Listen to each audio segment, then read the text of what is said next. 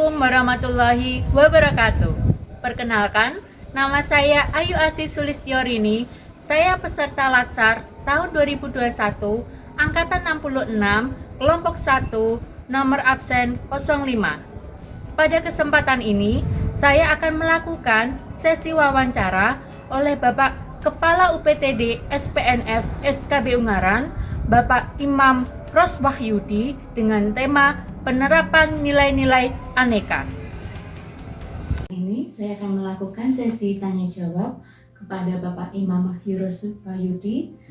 Terima kasih waktu yang telah diberikan kepada saya. Sama-sama Mbak Ayu. Pada kesempatan ini saya akan melakukan sesi tanya jawab mengenai tema penerapan nilai-nilai aneka.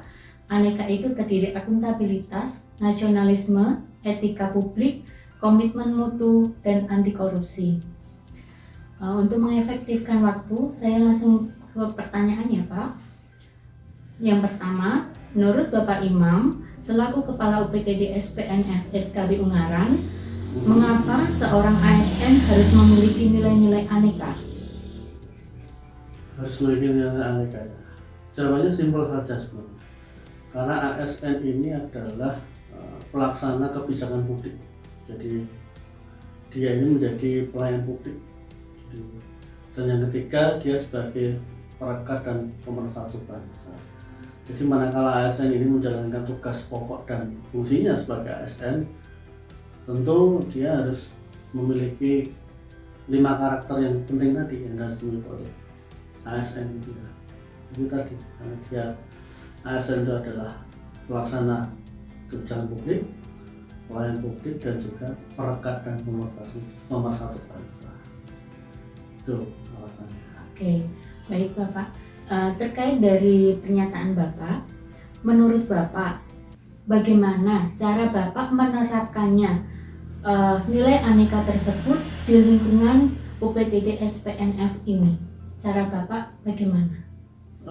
Dengan practicing atau by do. Jadi mengajak ke teman-teman ASN, tentu ada aneka ya, ada 5 ya. Misalnya dengan akuntabilitas. Akuntabilitas ini kan terkait dengan pertanggungjawaban kinerja. Jadi masing-masing kita ajak untuk bekerja sesuai dengan tugas pokok dan fungsinya. Jadi masing-masing dari mereka melaporkan secara rutin itu dengan cara online tadi yang saya ceritakan nanti secara online. Nah kemudian kalau yang nasionalisme, kita apel, kemudian acara, itu salah satu untuk penanaman rasa nasionalisme. Kemudian etika publik tentu, jadi teman-teman kan ini bersentuhan dengan masyarakatnya secara langsung. Jadi di rapat-rapat kita sampaikan kepada teman-teman untuk tetap menjaga etika publik seperti yang sudah tertuang pada Undang-Undang ASN ya, tahun 2014, nomor 5 tahun 2014. Nah kaitan dengan korupsi dari hal kecil, jadi dengan cara berdisiplin, menaati jam kerja, kita sudah sediakan fingerprint di sana.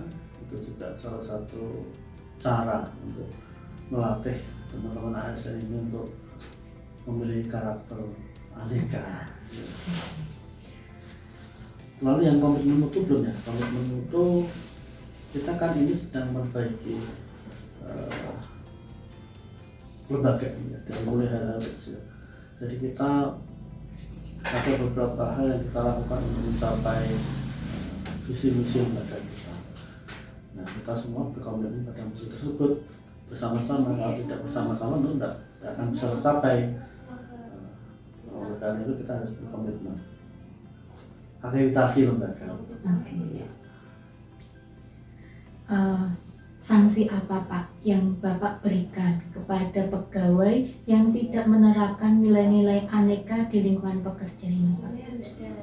Kalau sanksi, kalau sesuai dengan aturan kan ada teguran lisan, dengan teguran tertulis. Tapi selama ini kebetulan teman-teman ASN ini baik-baik semua. Jadi cukup dengan biasanya di rapat koordinasi ada hal-hal yang mungkin kurang tepat kita sampaikan di rapat koordinasi tersebut, tidak secara langsung menyebut pada satu nama begitu ya. Jadi tapi itu biasanya teman-teman sudah memahami dan ada perbaikan. Jadi selama saya menjabat saya belum pernah menyampaikan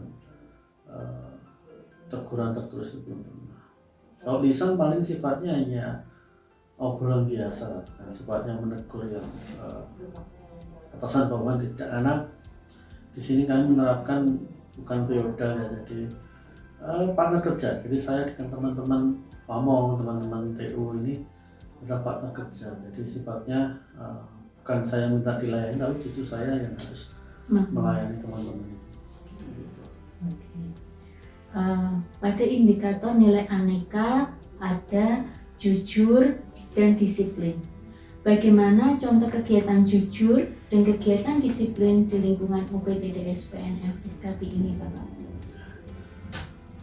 Untuk kejujuran ya, saya kan buat sistem. Saya buat sistem namanya SILA, Sistem Informasi Laporan Terpadu. Jadi masing-masing pegawai ASN ini dia harus melaporkan kerjanya yang dilakukan itu selama 1 bulan. Jadi tiap akhir bulan mereka harus mengisi, ada link online, mereka tinggal mengisi tanggal berapa dia mengisi itu ada, pekerjaan yang dia lakukan selama 1 bulan itu sudah harus mereka cantumkan di situ. Nah ini melatih kejujuran. Jadi di akhirnya kan kita ketahui apakah teman-teman ASN ini betul-betul jujur mengisi pekerjaan sesuai dengan tupoksinya atau tidak. Itu salah satu. Jadi melatih kejujuran mereka. Saya persilahkan mereka mengisi, mereka sendiri yang mengisi, bukan saya. Tapi nanti kan saya akan melihat bukti-buktinya nanti di akhir ketika penilaian SKP di akhir tahun. Nah kalau untuk disiplin kita sudah pakai 3 pin ya. Jadi salah satunya itu, jadi kalau teman-teman melewati jam kerja, kita ketahui kewajiban PNS kan 37,5 jam per minggu. Jadi akan kelihatan manakala ada yang kurang dari itu. Apalagi di sistem penilaian untuk pemberian TPP kita itu kan salah satu itemnya itu kan kehadiran kerja atau jam kerja itu ada di sana.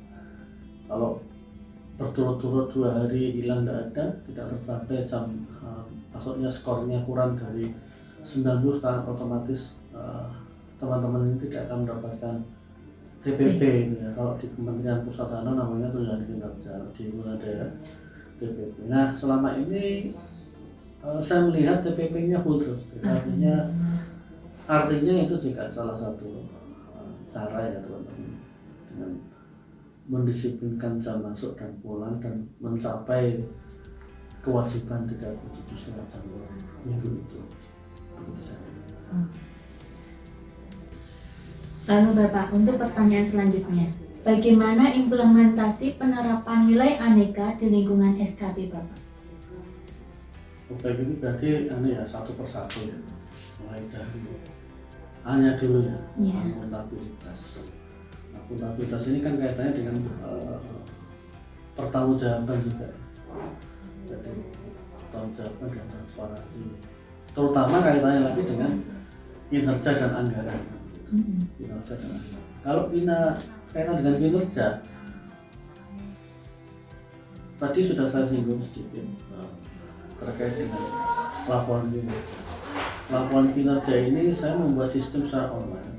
Jadi baik itu kinerja tupoksi maupun yang sifatnya tugas tambahan itu semuanya harus dilaporkan secara online. Jadi masing-masing pegawai tidak perlu tiap saat bertemu dengan saya, tiap saat melaporkan itu tidak, tapi cukup laporan secara online saja dengan dokumen-dokumen foto misalnya atau dokumen kertas yang di foto kemudian diupload di link yang sudah saya berikan ya semua. Kalau kemudian juga kaitan dengan keuangan, karena kita akan lembaga pemerintahan. Jadi sudah ada sistem laporan keuangan secara rutin yang standar. Kita ada namanya SIPD dan SIPKD, mulai dari perencanaan, kemudian pelaksanaan, dan juga sampai dengan ke laporan keuangan, semua sudah ada standarnya, sudah ada pedomannya juga sesuai dengan peraturan bupati, semuanya harus sesuai itu laporannya.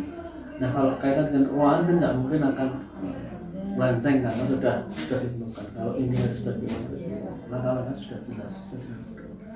Nah, kalau tidak sesuai dengan pedoman itu kan laporan keuangannya kan akan ditolak. Nah, kaitan dengan laporan kegiatan kan dia tiap saat, tiap bulan itu kita ada rapat POK di dinas. Jadi kami melaporkan kegiatan-kegiatan yang serapan anggaran. Jadi selalu terpantau semua kegiatan anggarannya. Itu kaitan dengan nasionalisme. Kita ada apel bersama, tapi karena memang di akhir ini ya, terutama 1 bulan terakhir ini ketika ada PPKM darurat, kita memang ada WFH dan WFO terjadwal, ini kita agak terganggu tidak melaksanakan itu, memang tidak memungkinkan. Lalu kaitannya dengan etika publik selalu kita tekankan pada teman-teman yang bersentuhan dengan masyarakat, itu harus bagaimana. Etika publik seperti tadi juga saya singgung, ini sudah terjabarkan di Undang-Undang ASN nomor 5 tahun 2014, tolong dicek lagi ya Pak. Saya sudah jelas, dan kita selalu ulang-ulang di rapat, hendaknya ASN selalu mematuhi itu. Jadi ada yang boleh, ada hak-haknya, ada yang dilarang dengan ASN. Ini kita tekankan. Kemudian komitmen mutu, pelan-pelan kita benahi bersama. Dokumen-dokumen SOP kita susun, standar operasional prosedur tentang pelayanan di lembaga ini kita sudah susun, dan semua visi-misi apa semua sudah jelas. Kira-kira itu informasinya. Baik, terima kasih penjelasan yang sangat mudah kita pahami dalam kehidupan sehari-hari. Pertanyaan selanjutnya Bapak, menurut kelima nilai aneka yang tadi Bapak jelaskan, manakah yang sulit untuk diterapkan ataukah yang masih belum bisa maksimal diterapkan di UPTD SPNF SKB Ungaran ini Pak? Masing-masing saya kira punya ini ya, punya kelebihan dan kekurangannya. Mungkin kan kalau di ASN yang ini mungkin dia susah di ini, tapi hampir merata ya, masing-masing ada kekurangannya ya. Tapi rata-rata secara umum mereka sudah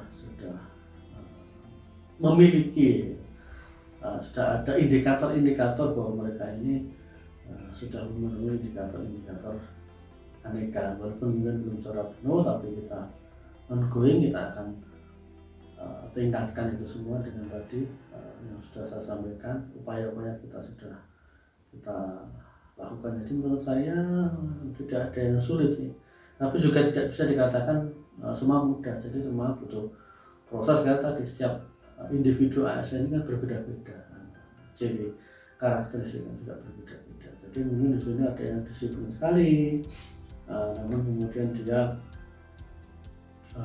komitmen mutunya mungkin kurang sedikit. Nah itu kan nanti secara umum sebagai penanggung jawab lembaga kan saya punya tanggung jawab untuk pembinaan. Jadi masing-masing nanti akan berikan pembinaan sesuai dengan mungkin dalam tanda petik kekurangan mereka. Tapi secara umum semua bagus. Ya. Terima kasih Bapak waktu yang diberikan kepada saya wawancara pada sore hari ini. Apabila ada tutur kata dan perilaku saya yang kurang berkenan untuk Bapak, mohon dimaafkan. Akhirul salam. Wassalamualaikum warahmatullahi wabarakatuh. Waalaikumsalam. warahmatullahi wabarakatuh. Demikian sesi wawancara saya dengan Bapak Kepala UPTD SPNF SKB Ungaran. Apabila ada tutur kata yang kurang berkenan, mohon dimaafkan. Wassalamualaikum warahmatullahi wabarakatuh.